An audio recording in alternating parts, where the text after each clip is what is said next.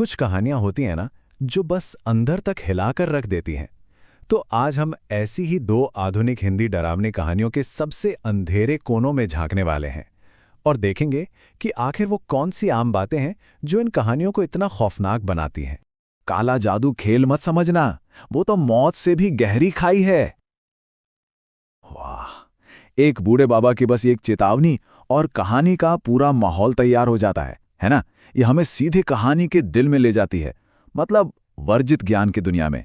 एक ऐसा रास्ता जिस पर चलना लगभग हमेशा तबाही पर ही खत्म होता है। तो सवाल ये उठता है कि ये सब आता कहाँ से है। देखिए, ये कहानियां अलौकिक शक्तियों की दो बहुत ही अलग लेकिन फिर भी कहीं ना कहीं एक दूसरे से जुड़ी प्रथाओं पर आधारित हैं। और जैसा कि हम अंदाजा लगा ही सकते हैं, दोनों ही रास्ते अंधेरे और बहुत ही खतरनाक हैं। तो पहली है मृत्यु विद्या। जैसा नाम से ही जाहिर है, मौत का ज्ञान। ये एक ऐसी वर्जित कला है जो अमर होने का मतलब जीवन और मृत्यु पर काबू पाने का वादा करती है, लेकिन इसकी एक बहुत भारी कीमत चुकानी पड़ती है। ये बलिदान मांगती है, और यही वो लालच है जो रघु नाम के किरदार को अपने जाल में फंसा लेता है। और फिर दूसरा है टोटका। अच्छा, ये एक तरह का काला जादू या टोना है।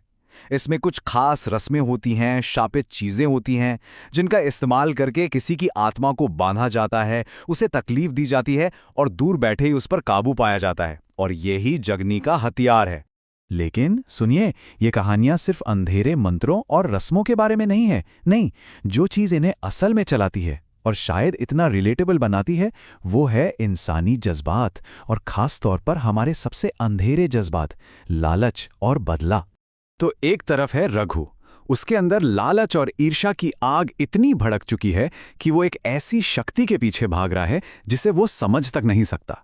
उसका मकसद एकदम सीधा और साफ है, मुझे अमर होना है, बस, कीमत चाहे जो भी हो।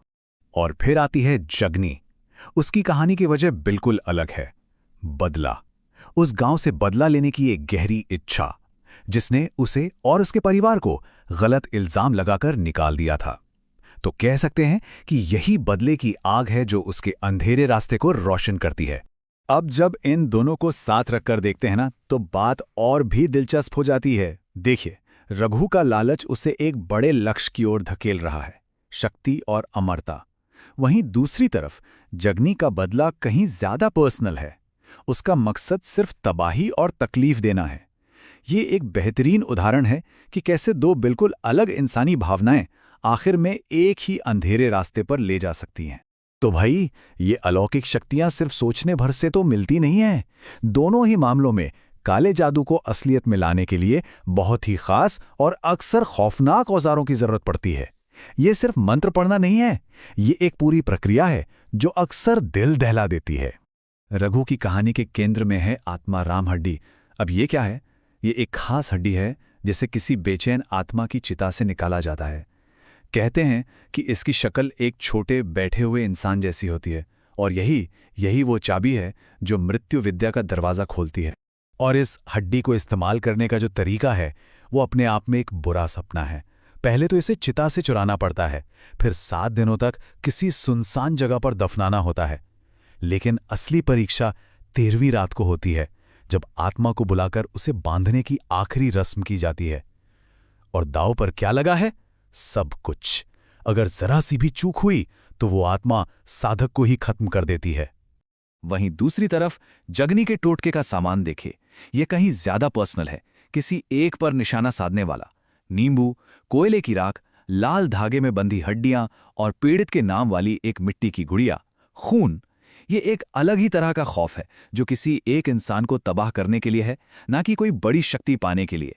अब देखिए, जब कोई ऐसी शक्तियों के साथ खिलवाड़ करता है तो टकराव तो होना ही है। ये अंधेरे रास्ते हमेशा एक भयानक अंजाम की तरफ ही ले जाते हैं, जहां इन ताकतों को जगाने वालों को आखिर में उसी चीज का सामना करना पड़ता है जिसे उन्होंने खुद बुलाया है। रघु के लिए अंत की शुरुआत तब होती है जब उसकी रस्म काम करने लगती है। पहला संकेत बहुत ही हल्का सा है, लेकिन फिर भी डरावना। चिता की राख अपने आप हिलने लगती है, और फिर खौफ और बढ़ता है। उस राख से उठते धुएं में से धीरे धीरे एक परछाई बनने लगती है। आत्मा राम हड्डी की आत्मा अब सच में सामने आ रही थी। और आखिर में रघु का डर ही उस पर हावी हो जाता है। उसका ध्यान टूटता है, रस मधुरी रह जाती है और वो आत्मा उससे पूरी तरह निकल जाती है। उसकी आखिरी चीख बस अंधेरे में ही कहीं गुम हो जाती है। जगने का टकराव बिल्कुल अलग किस्म का है। जब पंडित और गांव वाले उससे भिड़ने आते हैं तो वो अपनी रक्षा के लिए फौरन 3 भयानक सायों को बुला लेती है, जिनकी आंखें अंगारों की तरह दहक रही थीं। वो इतनी आसानी से हार मानने वालों में से नहीं थी। लेकिन पंडित के पवित्र मंत्रों की शक्ति के आगे जगनी का काला जादू ज्यादा देर तक टिक नहीं पाता। उसके जादू का जो मेन सोर्स था, वो श्रापित घड़ा, वो टूट जाता है और उसकी सारी शक्ति धुएं की तरह हवा में गायब हो जाती है। लेकिन कहानी यहाँ खत्म नहीं होती। जादू टोना करने वाला भले ही हार जाए, लेकिन उसके काले जादू का जो असर है, जो दाग है, वो अक्सर पीछे रह ही जाता है।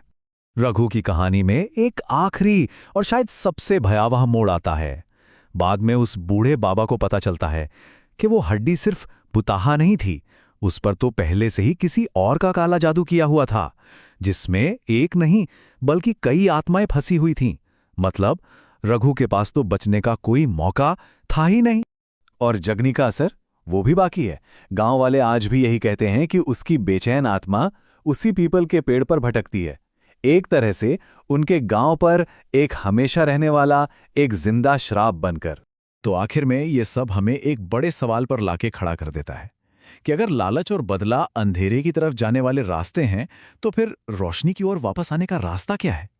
ये एक ऐसा सवाल है जो इन दोनों कहानियों के सबक को एक साथ जोड़ता है और हमें इंसानी फितरत की गहराइयों के बारे में सोचने पर मजबूर कर देता है।